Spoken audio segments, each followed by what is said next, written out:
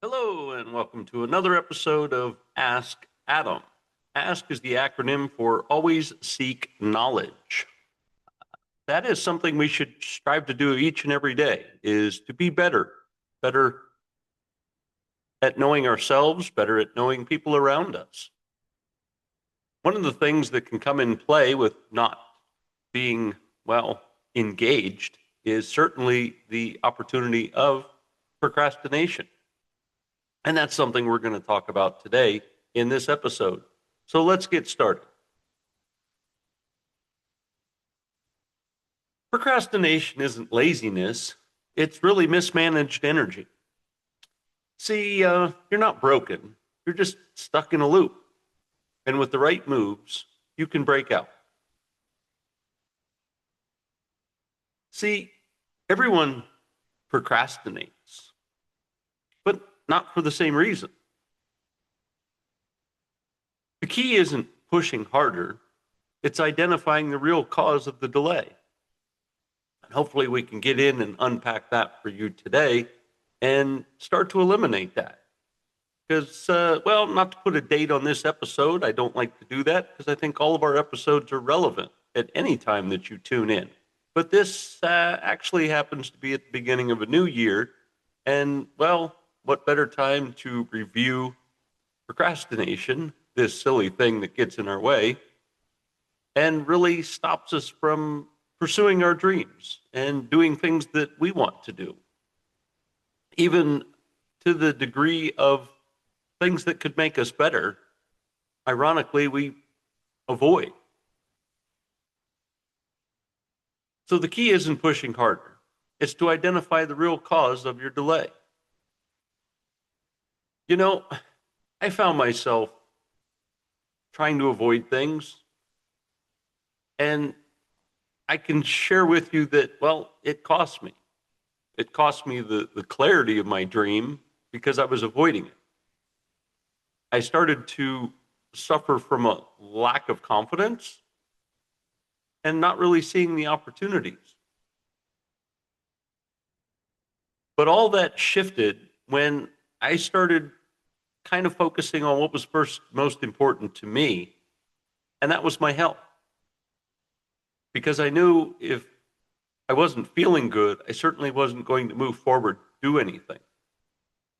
And I was a little bit overweight and just uncomfortable. Like, just moving around was uncomfortable. It wasn't obese, but again, I was just uncomfortable. I was wearing bigger clothes, and I didn't like the way I looked in the mirror. Well, certainly that didn't encourage me to go out and do what I do today and be in front of people. So the root of where all of this began was, again, just looking at my health, starting to eat better. And the more that I focused more on just eating and not, I found that you can't, how do I want to say this? It was a great place to start because how do you procrastinate from eating? It's something you kind of have to do. But what I started to engage in was eating on purpose and not avoiding eating good food. That's where I think procrastination can sometimes hide in these little canyons that are in our life. And so to realize that they're there, because it can show up in different ways. So not to procrastinate on the subject, but I started seeking out better foods and learning about better recipes and foods that were good for me. And then looking at my vitamin count and then seeing how supplements and various different supplements could aid in my eating good and healthy food, as well as how I ate the food, when I ate food, trying to give my body a little bit of rest between eating, as well as that stagnant, what most people call fasting or intermittent fasting, allowed me to get to that comfortable stage that, I'm happy at today. And I found that I had much more energy. Now, this also gave me a healthy mindset. So my brain was providing me with clarity of what I really wanted. Not to mention the fact that, I was feeling good, so my confidence came back. I was always a confident person, but I feel that sometimes my arrogance was misplaced or confidence. And of course, the opportunities, well, you can see where I'm at today, and they just panned out. So, see how this naturally can just unfold? But the first thing is don't procrastinate. Procrastination is also avoidance. So, when you avoid something and you don't move forward or you don't do something that's specifically what you're supposed to do, well, guess what? That's procrastination, just in another form. But I promise to you in this episode that we're going to break down the 3 root causes of procrastination and to give you 5 tactical moves to disrupt the cycle without shame, guilt, or burnout. Let's dive into what's really behind procrastination. It's not about discipline, it's about resistance. See, resistance shows up in many forms. First of all, fear. And by the way, procrastination, if you've ever tuned into my repetitive episode of the Toxic 10, procrastination is one of them. But it also comes, it's almost the root of some of the others that are in the Toxic 10. And I will share with you in this particular episode that the fear of failure, fear of success, and fear of judgment, that can lead you to procrastination. So see how it's kind of the root? Perfectionism, that can also show up and become procrastination. This feeling of if I can't do it perfectly, then I won't start. Well, you got to start somewhere. And if it's not perfect, so be it. But you have to go through the motions and you have to start doing something. I can certainly share with you, even, for example, this podcast. The first one wasn't pretty. And I wasn't looking for perfection. I was looking more to just do it. Step out and do something neat, new, and different. And here's where it turned out. Turned out to be something I actually enjoy, something I appreciate, and well, that came with a learning curve. So understand that it's not going to be easy, and doing something different for the first time, well, it's always slightly uncomfortable. But don't let that get in the way of you just doing something.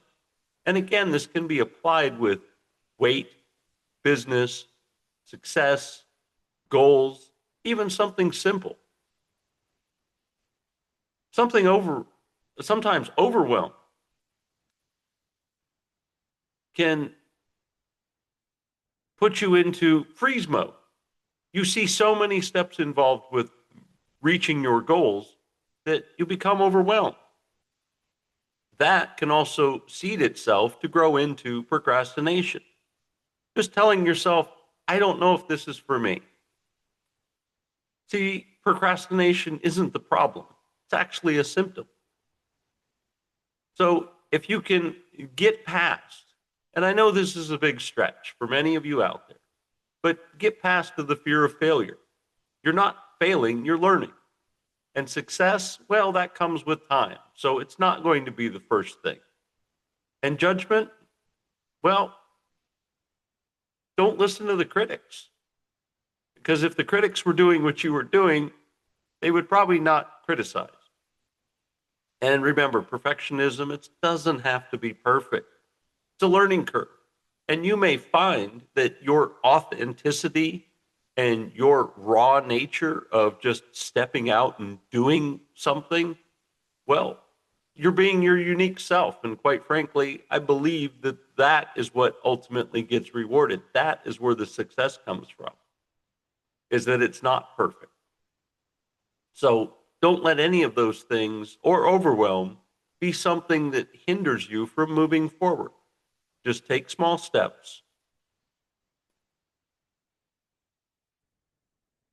And you're most likely to succeed. Part 2, let's identify your loop type. Yes, you got a loop type. Let's find out which one is yours. Ask yourself this: What's really stopping me? What is really stopping you? See, that's the fear loop. That maybe if you start something, it might turn into something, and then you might be obligated to do something, and that you may have to show up repetitively and involve yourself in something. If that's the case, then maybe what you're after isn't really something you want. Have you considered that? And that's where we really need to hone into what are our goals. And what you write, you invite. But what you invite is really what you want. You know, I often encourage you and others, everyone, to journal and find yourself journaling at least once a day. If it's difficult for you, at least once a week. But put down some of these thoughts. And I think that you'll find that through this creative writing and putting down reasons you want something, interest you have in something, it will start to create what the ultimate goal is that you are looking for. That way, you'll eliminate the fear because you'll be very anxious about doing something, well, you want to do. And quite frankly, what good is a goal if it's something you don't like doing? This segues into a thought. What if I fail? What if they see me, seeing the real you? Well, then that would put you in the category of the perfection loop. And if you're in this, well, then you don't see yourself already doing something. You don't see yourself already as a success because, well, you see it as a perfection already completed and you haven't even started. So step back and don't look at failure. Remember, you're learning. And if you look at anybody who has some level of success, started out with step one, which was learning what it is they're doing. And then they began, well, first of all, to love what it was they were doing. And then they just made it better by not failing, but by learning. And each step of learning created even a better process by which they did it. Then when you see them today, yeah, they're pretty close to perfect. But even if you asked them, they'd tell you they're still learning and still growing. So this idea of perfection, well, guess what? It's not there. So stop thinking you're going to find it or have to achieve it. It just doesn't exist. Even some of the most professional people, artists, musicians, athletes, speakers, teachers, mentors. One of my greatest mentors in my life will tell you he's not perfect. He's still learning and he's still growing. And part of that is because every time he learns something new, he wants to share it. So it's not perfect. So don't expect that you're going to be perfect. Don't get caught in the perfection loop. You might think it has to be flawless or it's not worth starting. Well, again, there's a learning curve. And you're falling into this overwhelm loop.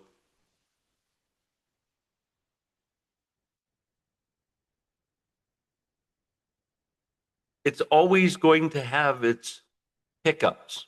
It's always going to have its little setbacks. And again, that's where we learn. But as long as you show up and do what you do, how you do it, then it's perfect.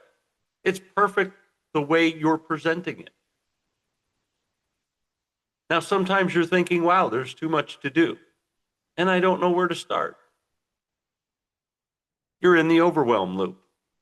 You're looking at all of the steps and getting confused.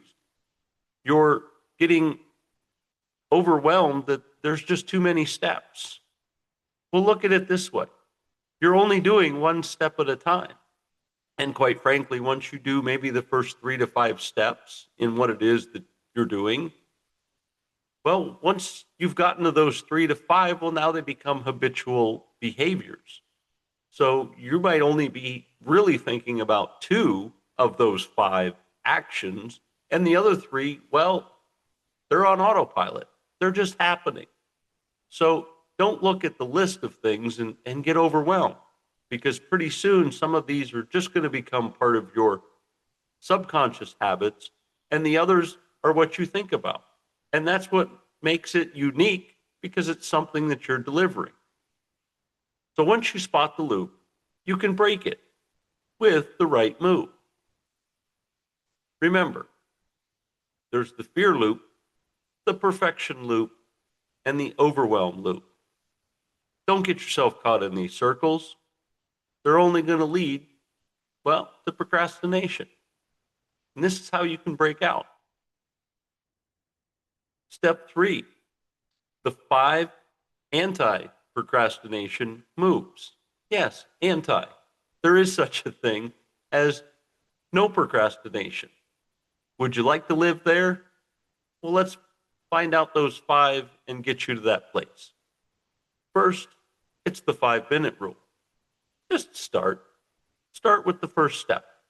Only the first step, and no others. Work on your first step for 5 minutes. That's it. See, motion breeds clarity.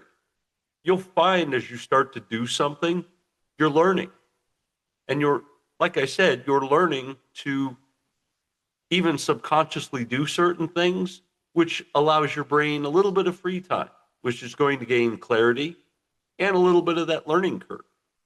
And you might find that certain things that you're doing, you can put on autopilot, and you can utilize some of the resources available to us today that make some of those steps a little easier. But you got to start with the first one and work your way. Second, reframe the win. Instead of the mindset of let's finish this, try progress 10%. Or just clarify the next step. So as you're doing a step, keep in mind that you're preparing for the second step. And that's all you have to do is get to the second. And then once you've sort of, I don't like the term master, but once you've honed in the learning curve with those 2, then you can work on the third. And like I said, automatically you'll start doing the first step without even thinking about it. So now the only 2 is your second, then your third, right? So look at it this way. Progress, 10%. Clarify your next step. You're only going to do 1 and 2 steps at a time. And once you've completed the 1 step or 2 step and you move to the other 2 steps, just remember, reach around, pat yourself on the back, congratulate yourself. This is a win. You are getting somewhere. These are small steps of progress that turn into, well, whatever it is you want to make out of it.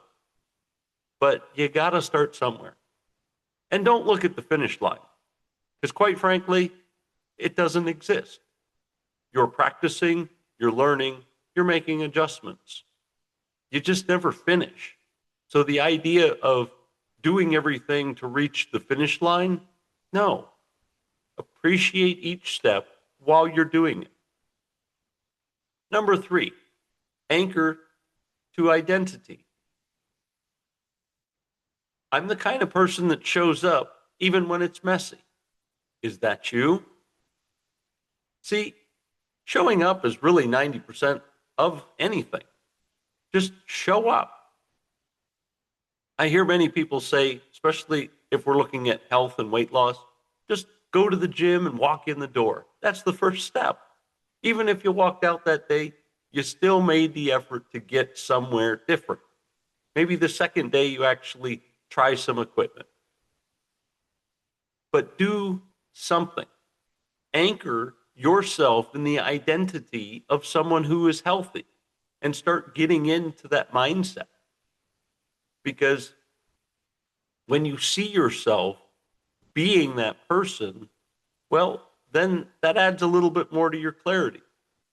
And yeah, it's going to look messy at first, but take those steps and identify who you want to be and move in that direction. Build a launch ritual. Number 4, a lot of this is processes. I've found getting ready to get ready, well, we can kind of get busy doing that. So set yourself up with a 3-step ritual. Maybe if you're going to write, have a place that you can go away from everywhere, distractions, TV, whatnot. Nothing but a pad and a pen or a notebook.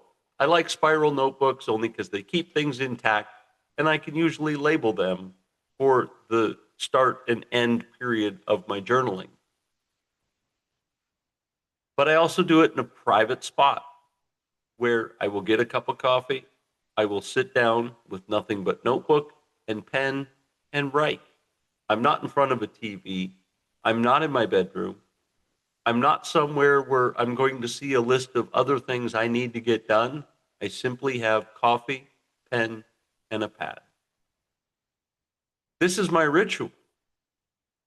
You know, our brain starts to see the habits and the actions that we're going through. And when you get your coffee, sit down in front of the pad and a pen, well, guess what? It knows what to do. And you no longer are sitting there with what they call writer's block and not having anything to say or write down or any thoughts. Quite frankly, as I'm pouring coffee and heading to my intentional write down moment in my day, I'm already thinking of ideas of how to start. And why is that? Well, it's because I've built a launch ritual. I've set things up into motion that my mind already knows to shift. Similar to when you go to bed. You dim the lights, you pull back the sheets, maybe the exercise of brushing your teeth, washing your face, prepping for bed. In dimly lit area, your body and mind are already getting programmed that you are going to go to sleep. It's your brain shifting into this mode. So how's that any different from anything else that we're doing? So have yourself a launch ritual that when you're reaching your goal and you're doing this step, do certain things. Is it sitting down with a cup of coffee? Maybe it's preparing the space where you're going to work on your project. Whatever it is, start those couple of steps, kind of unrelated, but they shift your brain into going into that mode. I can tell you that when I walk into the studio, I already know what I'm doing. I'm going to do the show. There's no hesitation. There's no question why I'm here. I'm here in the studio. I know what I'm doing. I'm doing it next. Next, number 5, enlist a wingman or wing person. Text someone. Have an accountability person. I'm doing this in the next hour. Check in on me. I have a mastermind group that I meet with once a week. We're constantly sharing our goals, things that we're moving forward to each week, each month, and throughout the year. We remind ourselves the steps we've taken. We remind ourselves the steps forward needed and remind ourselves that, well, I've been watching you and you're making great progress. It's not fluffing or hype. It's the truth. I can tell you one of my partners has gone through tremendous amount of change just in the last year. And I'm proud of them. It's not a change that I want to go through. In fact, I feel like I've gone through.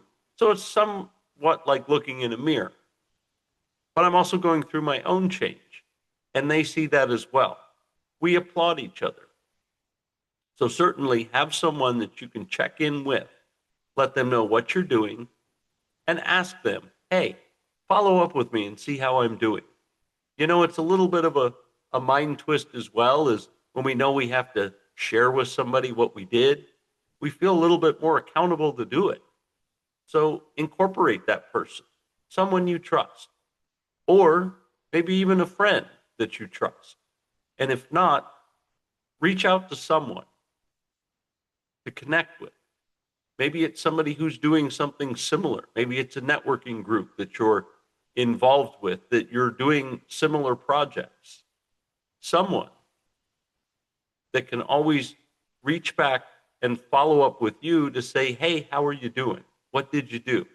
Trust me, the accountability is tremendous. It's great.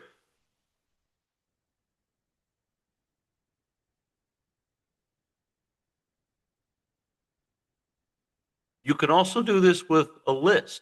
I like a whiteboard. Put down in writing what it is you're going to do, what you're doing, what you've done, and what you're looking forward to doing in the future. By writing this down, remember, we write what we invite, but you're also making yourself accountable. Maybe put that in a visual location where you'll see it and know that you've got stuff to do. This also can coincide with task management. So as you do something and you create a checklist or a list of things that you want to do, part of your goals, always go back to that page and check something off. I don't necessarily like scratching a line through it, although it's psychologically beneficial to sort of scratch it out. But I like the checkbox on the side. The reason I say that is you can always read clearly, legibly, what it is that you've done and remind yourself that you've made tremendous progress. You'll also find that as you're going through this list, you'll be adding more at the bottom of things that you discovered you need to do. So I hope this has been a great ritual mindset shift that will help you overcome your own resistance. Procrastination is a loop, not a flaw. Spot your loop, whether it's fear, perfection, or overwhelm. Use the 5 anti-loop moves to break free and build motion. I invite you to download the anti-procrastination playbook worksheet, identify your loop type, test one disruption strategy this week, and tag it at Ask Adam Live with the hashtag Break the Loop and share your win. You're not lazy. You're layered. And when you start peeling back those layers, you move. Break the loop, begin again. This has been another amazing episode of Ask Adam Live. Now let us all go out and make it a great day.